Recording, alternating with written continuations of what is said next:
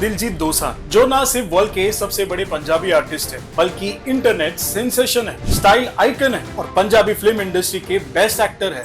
मैं आपकी फिल्में देख चुका हूँ, मैं आपका बहुत बड़ा फैन हूँ और आप जो एक्टिंग करते हो वो एक्सट्रीमली वर्ल्ड क्लास है और मैं ऐसे ही आपके सामने नहीं बोल रहा हूँ। इंडिया में इनके दिलुमिनाटी कॉन्सर्ट की टिकट प्राइस लिटरली 3,000 से 20,000 रुपए तक है और जब दिलजीत ने यही टूर यूएस में किया तो 25,000 रुपए तक की हजारों टिकटें मिनटों में सोल्ड आउट हो गई और दिलजीत की टीम ने 234 करोड़ का रेवेन्यू जनरेट किया, वो भी सिर्फ कॉन्सर्ट से। यहाँ तक कि इसी टूर की टिकट्स 54 लाख रुपए की प्राइस में रीसोल्ड भी हुई और दिलजीत पाजी ने पंजाबी गानों पर गोरों को भी खूब नचाया। दिलजीत के कॉन्सर्ट्स हमेशा सोल्ड आउट रहते हैं।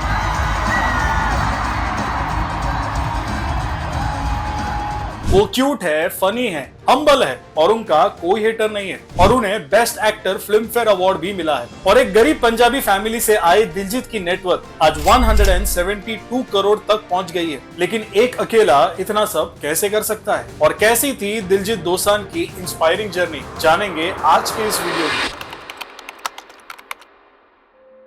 6 जैन 1984 पंजाब के छोटे से गांव दोसांझ की एक फैमिली में दिलजीत पाजी का जन्म होता है। उनके फादर पंजाब रोडवेज में बस ड्राइवर थे, मदर हाउसवाइफ थी और फैमिली की मंथली इनकम सिर्फ 5,000 रुपए थी। इसीलिए दिलजीत की माँ उन्हें हमेशा कहती थी कि तुम्हें हमारे जैसे मिडिल क्लास जीवन नहीं जीना चाहिए, इसीलिए पढ़ाई करो, काम करो, ये जरूरी है। इसीलिए बचपन से ही दिलजीत को पैसों की अहमियत समझ आ गई। पैसा बहुत जरूरी चीज है, ये मेरे दिमाग बचपन से बैठ गई बात। पैसा बहुत जरूरी है, पैसे के बिना लाइफ नहीं है। पैसा पैसा ये मेरे दिमाग में बैठ गया। लेकिन सिंगिंग से उन्हें कनेक्शन फील हुआ अपने ट्यूशन से। जब दिलजीत ने अपनी सिस्टर के साथ ट्यूशन जाते थे तो उनके मास्टर जी उन्हें कविता याद करने के लिए कहते थे और दिलजीत तुरंत उस पोयम को याद कर लेते थे और बड़े अच्छे से सुनते थे। इसीलिए उन्हें ट्यूशन टीचर ने दिलजीत को कई छोटे मोटे फंक्शंस में कविता सुनाने के लिए कहा और उनकी कविता सुनकर लोग उन्हें कलाकार बुलाने लगे। जिसके बाद दिलजीत को स्टेज परफॉर्मेंस में इंटरेस्ट आने लगा और वो अपने मामा देवेंद्र सिंह सोधी से तबला और सिंगिंग सीखने लगे, जो उस वक्त इलाके के सबसे फेमस रागी सिंगर। धीरे धीरे दिलजीत ने गाना शुरू किया और अपने सॉन्ग्स लिखना भी। उनके गाने सुनकर गांव वाले खुशी से भांगड़ा करने लगते थे, इसीलिए वो अपने लोकल एरिया में फेमस होने लगे। इसी बीच उनकी मुलाकात हुई famous music producer Rajinder Singh से, जिन्होंने दिलजीत की सिंगिंग पर भरोसा दिखाया और 2003 में सिर्फ 18 साल की उम्र में दिलजीत का पहला पंजाबी एल्बम इस द उड़ा अड्डा रिलीज हुआ। उसी साल उनका दिल एल्बम भी आया, लेकिन पंजाबी म्यूजिक इंडस्ट्री में उन्हें ब्रेक थ्रू मिला साल 2005 में, जब उनका तीसरा एल्बम स्माइल रिलीज हुआ।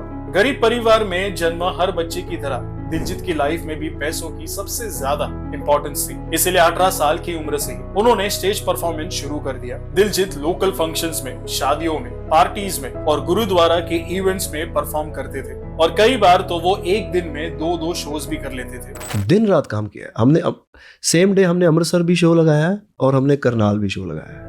वही स्माइल एल्बम में उनका स्ट्रॉन्ग स्क्रीन प्रेजेंस देखकर एक पंजाबी प्रोड्यूसर ने उन्हें एक मूवी ऑफर की और दिलजीत ने अपना acting debut the lion of Punjab नाम की फिल्म से किया। अनफॉर्चुनेटली ये फिल्म बॉक्स ऑफिस पर एक सुपर फ्लॉप हो गई, लेकिन उनकी next film Jatt and Juliet super hit हुई।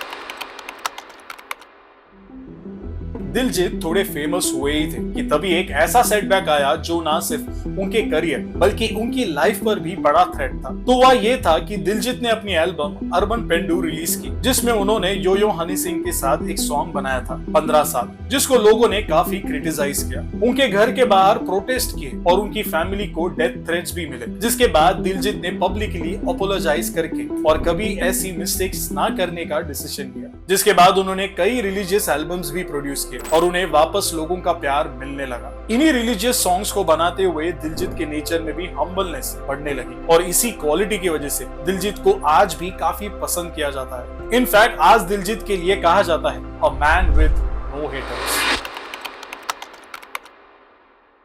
पंजाबी म्यूजिक इंडस्ट्री को वर्ल्ड लेवल पर ले जाना और दिलजीत को greatest of all time artist बनने में सबसे बड़ा हाथ है बॉलीवुड का, क्योंकि यही आकर दिलजीत को नेशन वाइड पॉपुलैरिटी मिली और दिलजीत ने अर्जुन कपूर की फिल्म नमस्ते इंग्लैंड में बादशाह के साथ प्रॉपर पटोला सॉन्ग से अपना बॉलीवुड डेब्यू किया था, जो सुपर हिट हुआ और दिलजीत को मिली पहली बॉलीवुड फिल्म उड़ता पंजाब, जिसमें उन्हें ऑडियंस और क्रिटिक्स दोनों ने पसंद किया और इसी के लिए उन्हें बेस्ट डेब्यू एक्टर का फिल्म फेयर अवार्ड भी मिला। जिसके बाद दिलजीत ने कई पंजाबी और बॉलीवुड मूवीज की back to back super hit albums release किए और 2019 में गुड न्यूज मूवी में अक्षय कुमार के साथ स्क्रीन शेयर की। इसी फिल्म ने बॉक्स ऑफिस पर 200 करोड़ का कलेक्शन किया और दिलजीत को काफी अप्रिसिएशन मिला। दिलजीत एक वर्साटाइल एक्टर है जो मूवीज में कई डाइवर्स रोल्स ट्राई करते हैं, फिर चाहे वो उड़ता पंजाब हो, फ्लोरी हो या अमर सिंह चमकीला, आपको हर मूवी में दिलजीत के कैरेक्टर की अलग साइड जरूर दिखेगी। वो कहते हैं ना, आप कितने भी आगे निकल जाओ, अपने रूट्स को कभी नहीं भूलना चाहिए। दिलजीत भी हिंदी फिल्म इंडस्ट्री में फेमस हुए, लेकिन वो पंजाबी इंडस्ट्री के अपने रूट्स को नहीं भूले, बल्कि उन्होंने पंजाबी इंडस्ट्री में भी काम करना जारी रखा और बॉलीवुड में रहकर पंजाबी सॉन्ग्स बनाए, जिससे न सिर्फ नेशनली बल्कि इंटरनेशनल लेवल पर भी पंजाब आर्ट को रिकॉग्नाइज दिलवाई। दिलजीत अपने कॉन्सर्ट से लेकर मेन स्ट्रीम मीडिया में भी पंजाबी क्लोथिंग पहनकर भांगड़ा करते हैं, पंजाबी कल्चर को प्रेस करते हैं और साल 2023 में वो पहले आर्टिस्ट भी बने जिन्होंने कोचेला जैसे बड़े फेस्टिवल में जाकर पंजाबी में परफॉर्म किया और इंडिया की रीजनल लैंग्वेज एंड कल्चर को रिप्रेजेंट किया। और दिलजीत की इन सभी एक्शंस की वजह से पंजाबी यूथ को भी अपने कल्चर, अपने रूट से जुड़े रहने की इंस्पिरेशन मिलती है। उन्हें अपने रीजनल लैंग्वेज पर प्राउड फील होता है, जो यूएसए, कनाडा में जाकर बसने वाले पंजाबी यूथ में घोसा गया था। दिलजीत को स्टेज फियर या परफॉर्मेंस प्रेशर जैसी डिफिकल्टीज बचपन से ही नहीं थी और जब उन्होंने 12 सालों तक शादियों में परफॉर्म किया तो वो क्राउड को एंगेज रखने की टेक्निक से फेमिलियर हो गए थे। इसीलिए कोविड-19 के दौरान जब उन्हें गोट जैसे एल्बम्स वायरल हुए तो लॉकडाउन खुलने के बाद उनके कॉन्सर्ट्स में भी भीड़ बढ़ने लगी, जिससे उन्होंने टिकट्स की प्राइस को थोड़ा बढ़ाया और अपने शोज को लार्जर देन लाइफ बनाने में काफी इन्वेस्टमेंट की और फैंस दिलजीत की हाई एनर्जी कॉन्सर्ट्स में काफी एंजॉय करने लगे, जिससे उन्हें इंटरनेशनली भी काफी पॉपुलैरिटी मिली और वो इंडिया के सबसे बड़े आर्टिस्ट की तरह पहचाने जाने लगे। जिसके बाद उन्होंने एड शेरन जैसे इंटरनेशनल आर्टिस्ट के साथ भी स्टेज शेयर किया। लेकिन दिलजीत आज भी अपने कॉन्सर्ट्स में न्यू कमर्स टैलेंटेड आर्टिस्ट को मौका देते हैं, क्योंकि उनका कहना है कि मैं भी तो नया था, तभी मुझे भी किसी ने मौका दिया था। नए नए लोग ढूंढ के लाते हो, अब उनके साथ काम करते हो, राइट? ऐसा क्यों है? मैं भी नया था ना भाजी। जब मैंने अब स्टार्ट किया तब मेरे को कोई नहीं जानता था इंडस्ट्री में, मतलब मैं किसी को नहीं जानता था। तो दोस्तों, दिलजीत दोसांझ के greatest of all time artist बनने के पीछे का सीक्रेट क्या है और आपको दिलजीत पाजी का कौन सा गाना सबसे ज्यादा पसंद है? कमेंट्स में हमें जरूर बताइए और अगर आपको ये वीडियो अच्छी लगी हो तो इसे प्लीज लाइक और शेयर जरूर कीजिए और हमें सपोर्ट कीजिए और ऐसे ही इंटरेस्टिंग वीडियोस देखने के लिए हमारे चैनल को सब्सक्राइब करके बेल आइकन जरूर प्रेस कर दीजिए। मिलते हैं अगले वीडियो में, तब तक के लिए धन्यवाद। जय हिंद।